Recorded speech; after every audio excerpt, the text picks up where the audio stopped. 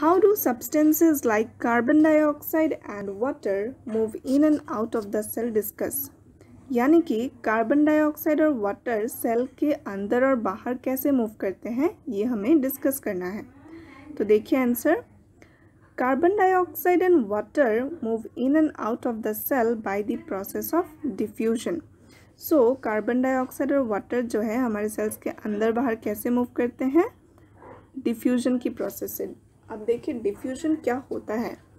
Diffusion is a process where there is a spontaneous movement of substance from a region of higher concentration to a region where its concentration is लो।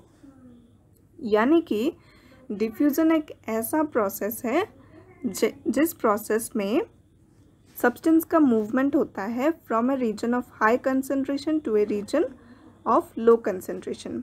मान लीजिए यहाँ पर gas के ढेर सारे particles हैं, ठीक है, ये एक रीजन है और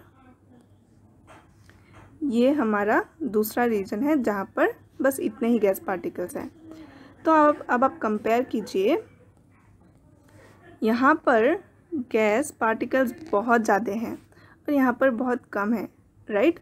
तो यानी कि ये हायर कंसंट्रेशन का रीजन है और ये लोअर कंसंट्रेशन का रीजन है। तो डिफ्यूजन में क्या होता है, यहाँ पे जो पार्टिकल्स या फिर सब्सटेंसेस हैं वो हायर कंसंट्रेशन से lower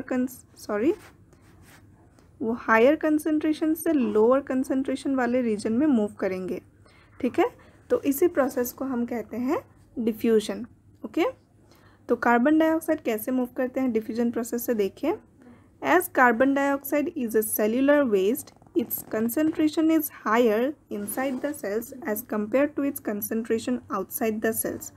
As soon as there is a difference of concentration of carbon dioxide inside and outside a cell, carbon dioxide moves out of the cell from a region of high concentration to a region of low concentration outside the cell by the process of diffusion.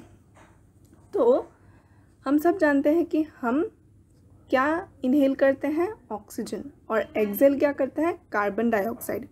यानी कि carbon dioxide एक waste है हमारे लिए। तो carbon dioxide एक cellular waste है। Cellular waste यानी कि कार्बन डाइऑक्साइड एक वेस्ट की तरह प्रोड्यूस होते हैं फ्रॉम द सेल्स। तो इसका कार्बन डाइऑक्साइड का जो कंसंट्रेशन है वो कहाँ पर ज़्यादा होता है, हाई कहाँ पर होता है, सेल्स के अंदर, और कम कहाँ पर होता है, सेल्स के बाहर।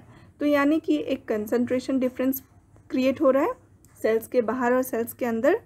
तो as soon as there is a difference of concentration of carbon dioxide inside and outside a cell, जब कार्बन डाइऑक्साइड का कंसंट्रेशन डिफरेंस क्रिएट होगा inside the cell and outside the cell, यानी कि जब इनसाइड द सेल बहुत carbon dioxide present रहेंगे और cells के बाहर जब कार्बन डाइऑक्साइड कम अमाउंट में प्रेजेंट रहेंगे, तब कार्बन डाइऑक्साइड मूव करेगा सेल्स के अंदर से बाहर की तरफ bye the process of diffusion. क्योंकि डिफ्यूजन में हम जानते हैं क्या होता है, जहाँ पर हायर कंसंट्रेशन होता है वहाँ से सब्सटेंसेस या पार्टिकल्स मूव करते हैं to a region where its concentration is low.